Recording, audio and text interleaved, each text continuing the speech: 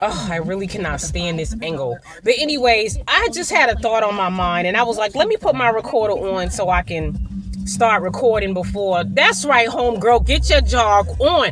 I don't know what people do for a living that at like 8 and 9 o'clock in the morning, they can be in their shorts and their track sneakers running with their iPod on, chilling like they ain't got to be nowhere at 9 o'clock. But that's not my life. I got to get up real early or I got to go after work.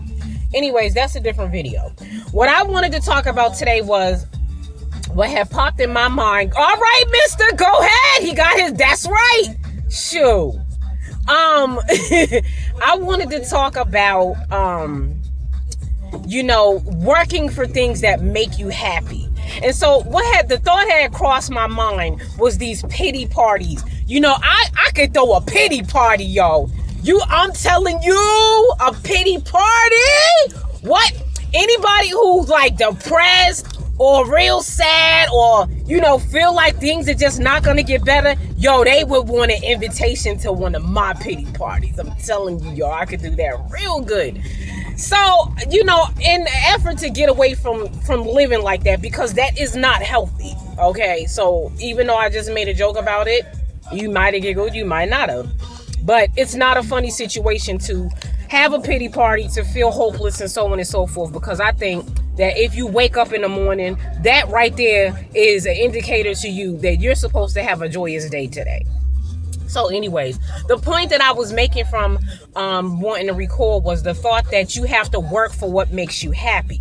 And the reason I say that is because now the day I decided that I needed to stop having pity parties, I wasn't like, oh, I'm not going to have a pity party anymore. And then from that point on, I never felt bad about anything. I never had a bad day. I never was sad. You know what I mean? I still did have those kind of moments.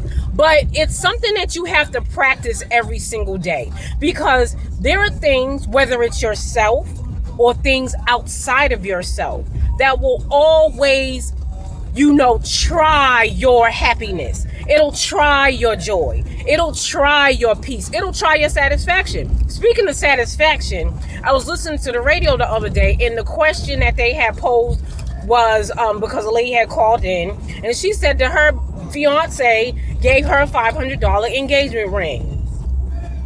I mean, if that's what he could afford, now I don't know how old they are. $500 on a ring when you're 20 years old and you're just now getting a job or you're paying for college or whatever, that's a lot of dough. But like if you're 30 something and you've been in the workforce for a little while, $500, like, we all kind of lost that at one point and another, depending on what we was doing. We might have blew it on vacation, whatever. $500 is not a lot of money. And we all know if you're buying a diamond, $500 doesn't get you something that you can really see. You know what I'm saying? So, I don't know. But the point of the question was, do you judge this man loving you and wanting to make you his wife because he could only afford, or because he only gave you a $500 ring? And I was like, that's crazy though. You know what I'm saying? If it's all about love, you could make a ring out of a $100 bill and put that on my finger. Now I'm just using that as a metaphor.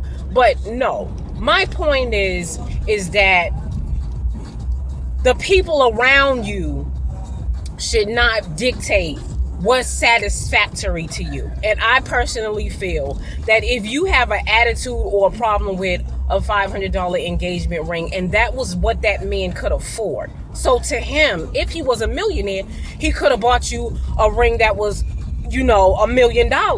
But according to his income and what he makes, that $500 might have been his $1 million.